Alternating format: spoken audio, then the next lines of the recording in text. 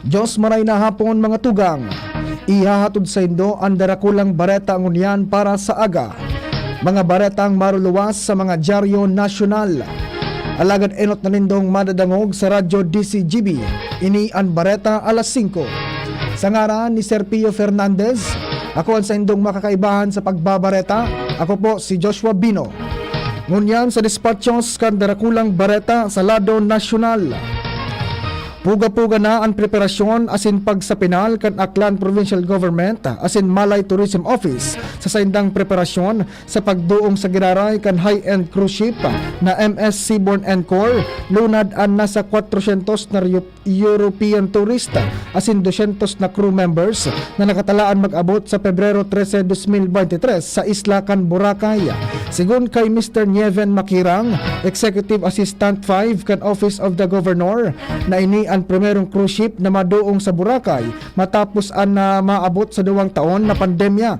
Katakod kay ni tangani masiguro na daing maging aberya sa arrival kan mga bisita sarong stakeholders orientation as in final meeting ang ginibo na pinagpartisiparan kan round committee kan gobyerno probinsyal. Ipinag-orden kan Korte Suprema ang pagbasura sa kasong graft na isinangat sobra 30 taon na ang nakakaagi kontra kay dating Senate President Juan Ponce Enrile. Asin nagkapirang midbid na mga negosyante may koneksyon sa pigsasabing paggamit ng pondong 849.7 milyon sa Coconut Levy Funds. Dinismiss man ang mga kaso na isinumitir kan Office of the Solicitor General o OSG na dating Presidential Commission on Good Government o PCGG kontra sa mga negosyanteng sinda Jose C. Concepcion, Rolando de la Cuesga, Narciso M. Pineda, asin Danila S. Orsua dahil sa pagsuhay kan sa indang diretso para malinig na disposisyon kan sa indang mga kaso. Ang criminal charges man kontra kina Eduardo M. Cuanco Jr., Jose R. Salazar Jr., Maria Clara Lobregata, asin Augusto Orosa, iyon ibinasuran dahil sa pagkagadaan kan nasabing mga individual. Para sa mga bareta sa lado lokal, kaibahan ta dyan si Ate Ange Galero. Ate Ange, maray na hapon. Opisyal na nagpaluwas ni napahayag si kinatawan Atty. Melissa Abadesa Bedillan Pamayo ka nasanggunian panlalawigan kan Albay Committee on Laws, Rules and Oversight manungod sa day pagtugot ka na Junta Provincial sa Ordinance Number 16-0013-2022 ka na syudad ng Legazpi ini na may titulo ng Ordinance granting the economic welfare assistance and additional incentive to Legazpi City employees and elected officials. Inikotang ordinansa gani kan syudad mataon 30,000 pesos kantidad din insentibo sa mga empleyado sa elihidong opisyal kan Legazpi alagad. Paliwanag ni Abadesa sa iyang opisyal na Facebook account dainin lang na nag-autorisar sa mga lokal na gobyerno na magtaon in sharing ng mga insentibo as in day inisakutan salary standard law o RA 6758. Ipinaliwanag man kay ni Abadesa na di man ining ibang rason kundi pigagi man sa naninda ini sa legal na proseso as paagi para maadalan ang pagpasar ka na sambitan ng ordinansa. Sinabi man ni Abadesa na kunin ka siya iguanin na kaya may presenta na legal na basihan para magtao ka na sambitan ng insentibo, siya mismo ang malaban kay ni sa nasambitan ng junta para maaprubahan ang nasambitan ng lehislasyon dahil sa dakula man kuta na ang magiging tabang kay ni sa mga empleyado kan gobyerno lokal kan Legazpi. Dagdag na bareta, Ange Galero, DCGB. Sa pagpapadagos kan mga bareta sa lado nasyonal, nangangapoda ning dialogo ang Canned Sardines Association of the Philippines o CSAP sa Department of Trade and Industry o DTI kasunod kan ipinalawas kining bagong listahan kan suggested retail price sa mga panginot na barakalon. Napag-araman na disganado ang nasabing manufacturer dahil 1.50 sana ang pigtugutan na aumento sa presyo kan kada lata ng sardinas, mantang 3 pesos ang pighagad ninda sa DTI. Tinauan ni doon ni CSAP Executive Director Francisco Bombit Buencamino na kung susumahon salit pangani ang 3 pesos na dagdag presyo na pighagad ninda kan Agosto 2022 pa.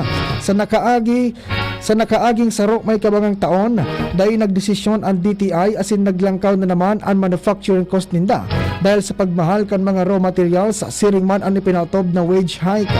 Iinapod pa ni Buen Camino na unrealistic ang SRP na garong nagiging mandatory na imbes na suggested.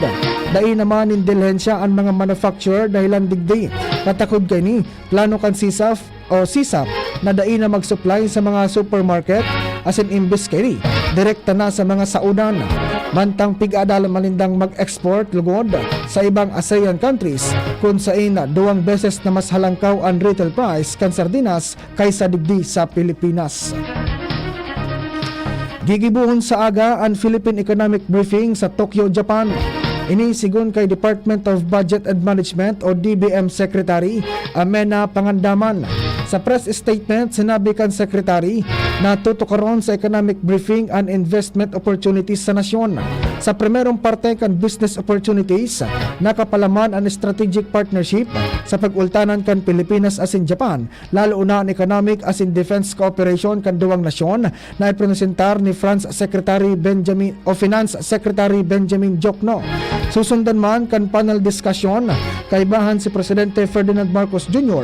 as in sa iyang economic team kung sa kaibahan mismo si DBM Secretary Amena Pangandaman, Bangko Sentral ng Pilipinas o BSP Governor Felipe Medalla as in National Economic and Development Authority o NEDA Secretary Arsenio Balisacan.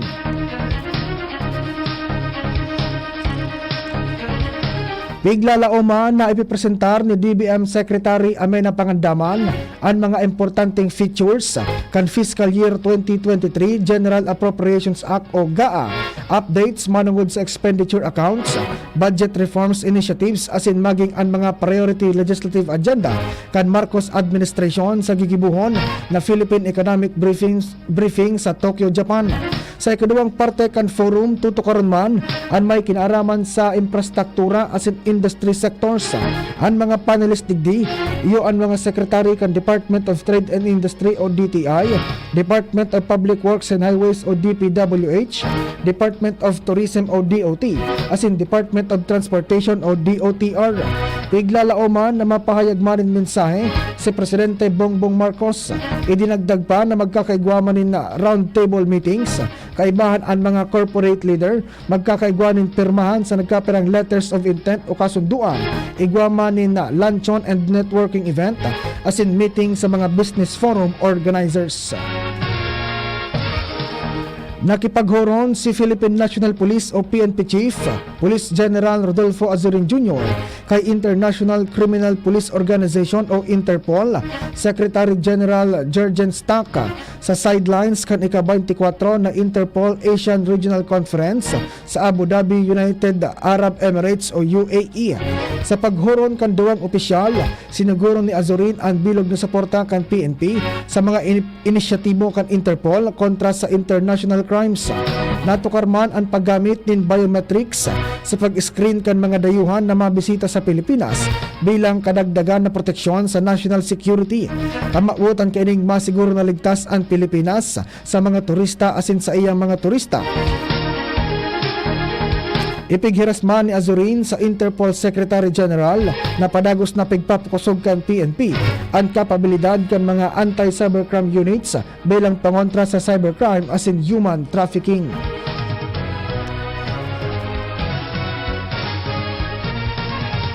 Hirit ngunyan kan grupo kan mga obrero ang 100 pesos na aumento sa sweldo sa tahaw kan halangkaw na presyo ng mga barakalon sa nasyon. Hinagad man kan Partido Manggagawa o PM sa Kongreso na bumilog din special legislation na magarantiya sa patas na aumento sa sweldo para sa gabos na mga rehiyon sa nasyon.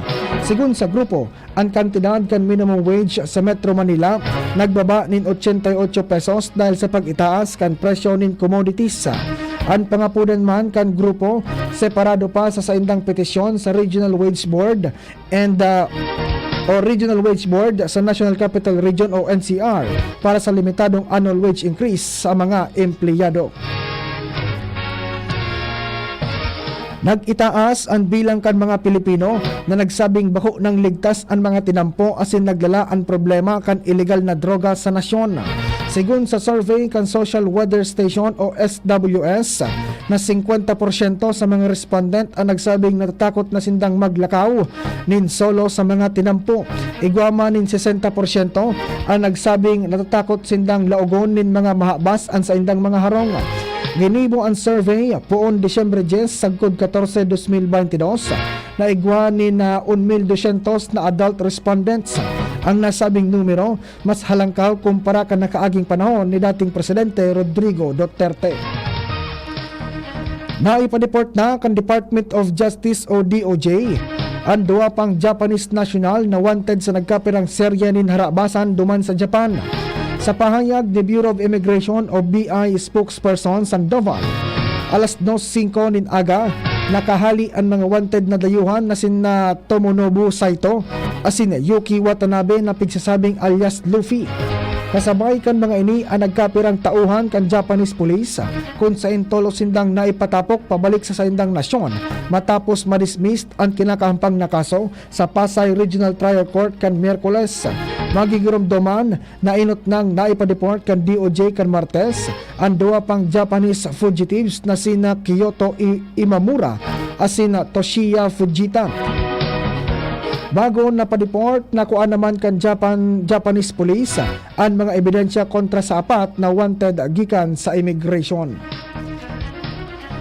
Ibinasura kan Supreme Court o SC ang petisyon kan 74 na mga aki na pigsasabing natudukan nin bakunang Dengvaxia na naghahagad nin probisyon para sa libreng serbisyong medikal asin medikasyon. Apwera sa 74 na mga aki, kaibahan man na nagsumitir nin petisyon para sa mandamus ang party list group na Gabriela asin Association for the Rights of Children in Southeast Asia o RCCEA kontra sa DepEd asin DILG. Tinauanin doon kan mga petitioner na nagpalyar ang mga ahensya ng gobyerno na maprotehiran ang derechos sa salud kan mga aki na pigsasabing ginibong Guinea pigs sa eksperimento kan gobyerno asin kan Sanofi Pasteur ang manufacture kan anti-dengue vaccine. Sa desisyon na pinunente ni Senior Associate Justice Marvic Leonen asin ipinublikar kan Pebrero 6, sinabi kaini na masuhay ang SC sa prinsipyo kan separasyon nin poder kan tulong sangay nin gobyerno kon papaonrahan ninda ang petition for mandamus. Wala man nin poder ang SC para mapang-ibabawan ang executive department asin ang mga ahensya kaini. Hinagad ni Senate President Juan Miguel Zubiri kay Justice Secretary Crispin Remulla asin Philippine National Police o PNP Chief Rodolfo Azurin Jr. na tulos arestaron ang mga nakabados ni minor de edad. Paliwanag ni Zubiri na inisosog sa lay manungod sa statutory rape. Tinauanin doon kan Senate President na dapat arestaron kan PNP asin kasuhan kan DOJ ang mga sexually predator na nakakabados sa mga wala pang 16 anyos ang edad dahil ini malinaw na sarong krimen. Base sa Republic Act 11648 na ipinasar kan Marso kan nakaaging taon, itinaas sa 16 anyos ang age of sexual consent o ang pagkikipagdurog sa wala pang 16 anyos asin otomatikong krimen na statutory rape apwera kung nakipagdurog kapareho man na minor de edad. Ang pahayag ni Zubiri ginibo matapos ang sinabi kan Philippine Statistics Authority o PSA sa pagdangog kan Senado na nag-iitaas ang numero kan nabadusan na 10 14 anyos kan mga mas matuas sa inda o adult. Tinawan man doon sa nasabing pagdangog ni Senador Risa Hontiveros, Chairman kan Senate Committee on Women and Family Relation, na dapat maging mahigos ang pulisya asin mga otoridad asin National Bureau of Investigation o NBI sa pandadakop sa mga nagbabayular sa anti-statutory law. Nagsangat ni Notice of Appeal ang Pilipinas sa Appeals Chamber kan International Criminal Court o ICC kan Pebrero 3 bilang kasimbagan sa desisyon kan Pre-Trial Chamber na ipagpadagos ang investigasyon sa mga pagkagadan sa war on drugs sa nasyon. Sigon kay Solicitor General Menardo Guevara, ini susundan in pagsumitir kan appeal bago ang katapusan kan bulan nin Pebrero. Sa Notice of Appeal kan Office of the Solicitor General, sinabi kay ini na bakong uyon ang gobyerno kan Pilipinas asin mahigot na pinahimutikan ang konklusyon kan pre-trial chamber.